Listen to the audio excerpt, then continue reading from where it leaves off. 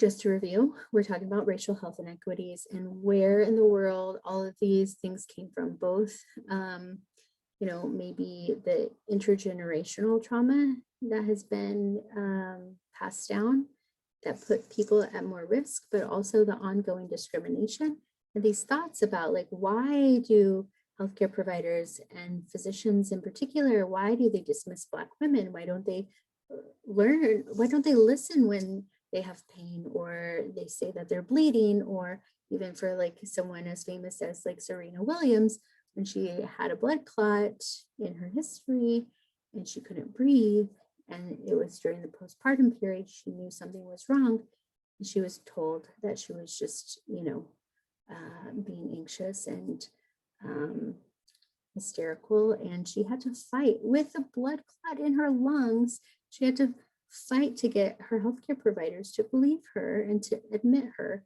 And that was like potentially, life-threatening, life-ending situation. Where does all this come from? So the differential treatment within the healthcare system. U.S. racial and ethnic minorities are less likely to receive preventative medical treatments, often receive lower quality care, more likely to deliver in different and lower quality hospitals, less likely to have access to reproductive health services, less likely to receive pain medicine, more likely to be drug tested, and that has a lot, it's very stressful. Black women don't use drugs any more than white women, but they are more likely to be drug tested, their families are more likely to be ripped apart, police are more likely to be called, babies are more likely, to be taken away. And they're less likely to have access to like rehab, right? Because it's more looked at as like a criminal thing rather than a healthcare thing. But most importantly, they're more likely to be ignored or dismissed by healthcare providers. So 33% of Black women have said that they personally have been discriminated against because of their race when going to a doctor or health clinic. 21% said that they avoided going. And we know that 2/3 of low-income Black women don't show up for that postpartum visit, especially whenever they feel like they're discriminated against. If you're Black, Latinx, Indigenous, you're far more likely to experience implicit stereotyping and mistreatment during birth. We talked about this in one of the other lectures, that people aren't just like ignored, but they are scolded, shouted at, threatened with either, delays in care or violations in physical privacy, or withholding treatment, or given treatment that they didn't consent to. This is like an extreme and, horrific and unfortunate. African-American mothers frequently feel their pain is dismissed. Why? And we talked about some of the beliefs that are held in the medical community about, Black skin being thicker and not feeling pain, and some of that within the implicit bias thing. So right now, I really want to talk about contextual, factors that created this situation. And I'm going to talk kind of in parallel. I'm going to talk about the things that are passed down generationally, and thinking of how that intergenerational transmission of trauma and that epigenetic programming of risk happens in, Black and otherwise marginalized bodies, racialized bodies, but also how within medicine, we've also inherited this, and it's also intergenerational, this cultural beliefs about racial differences. So these things are centuries old, and the American medical system was actually very much intertwined in the creation of the biological concept of races. And then, because there were so many other factors at play, we really needed a reason to justify slavery, to justify inequality, especially in this country. And medicine was used to do that. Doctors were involved in, doing physical exams for slaves. Doctors were involved in, pathologizing behaviors such as drapetomania, which is like a slave who runs away, and then creating the treatment around that, right? And that was to beat them and to not treat them as humans, because drapetomania comes from, treating people as two equal. And so, doctors were integral to this whole concept of race and racism. And we have not lost some of those things. You guys are familiar with Tuskegee's study, I'm sure, but if you are interested in learning more and more updated things, Medical Apartheid is a book that kind of goes over things, and even within the last decade or two. So within the racialized bodies, the marginalized bodies, you have this like disempowerment, lack of culture, you have the separations, you have, mistreatment, torture, violence, and all of those things get programmed into our bodies.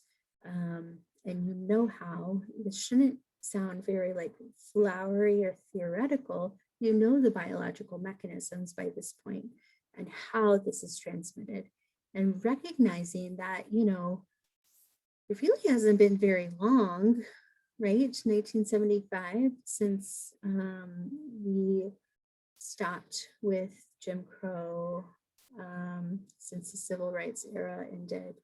And then slavery was for hundreds of years. And so it's going to take a while to really heal.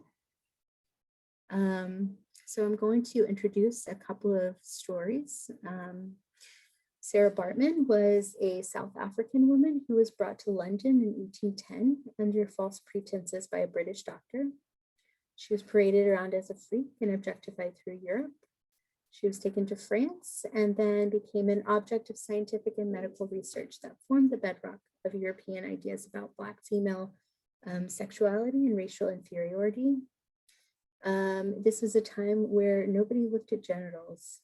And this one woman who scientists and physicians had access to stared at her genitals and made assumptions. They had observations, and their interpretation of that is that because of the way that they looked, Black women must be more, sexual. She, the primary sources for this, like she was not comfortable with this. This is not something that was consensual. And even to the point of like objectifying her body after death, they cut out her genitals, they displayed it in a museum. Her body parts only went back to her home country for proper burial in 2002. And so think of like, we might know that there's not differences really in sexuality and whatever, but if you're displaying them in a museum, to point out all of this, this is getting reinforced. The stereotype is getting reinforced in people's heads. Now, during slavery, I talked about the, being examined. There was rape. There was also non-consensual gynecologic surgeries performed repeatedly on female slaves without anesthesia. I won't play this video, but you can play it. And it is about, father of gynecology doing all of these horrific procedures on slaves. He also did horrific procedures on children and babies. And I'm sure, at this point, most of you have heard of it. But this was like not out of the norm, like, people were dehumanized. And even though in the, primary documents, they wrote about how these women screamed and had to be held down and restrained, they also at the same time in scientific journals would write about their pain tolerance and how, like a white woman would never be able to undergo this. And that explains why Black people have like this, superhuman pain tolerance, and that explains why they're not human. And so there's the contradictions that are very evident when you go back and look. It was not something, out of ignorance. It was that they were motivated by other factors and used science and medicine to justify their actions. We talked about sterilization, but a lot of times, like, this stuff has not stopped. At USC, you guys are familiar with like the no mas babies, I think. The head of OBGYN at County got $2 billion to try to cut the birth rate in the Negro and Mexican populations of LA County. That was explicitly stated. And we still have evidence of non-consensual hysterectomies, both within the criminal justice system. So judges will use this as a means of decreasing some of the sentencing, but also, non-consensual in terms of like ICE. We heard about that, but also, there was a doctor in Virginia who would tell women they were going in for their yearly cleanouts, and they had no idea that they were being sterilized. We still have, issues during the pandemic, separations from moms and babies. Remember, that time, especially right after delivery, is so important for establishing breastfeeding and bonding. And, one person in the COVID online group posted about at the very beginning of this pandemic, because they were separating everyone, they had this policy statement that you shouldn't send babies home with COVID positive family members. And so in Texas, someone, was frantic because the mom had COVID. She was in the ICU, but the dad was healthy. And the teenager was healthy, but they both had tested positive for COVID. And rather than send the newborn baby home with their family, they were going to send them into foster care. So, we have to take a step back, because, I doubt that was a white family, because that would never happen. And so it's important to know that these histories they're not forever. They weren't, they haven't always existed, but they did exist for a very specific reason. And a lot of that was economic.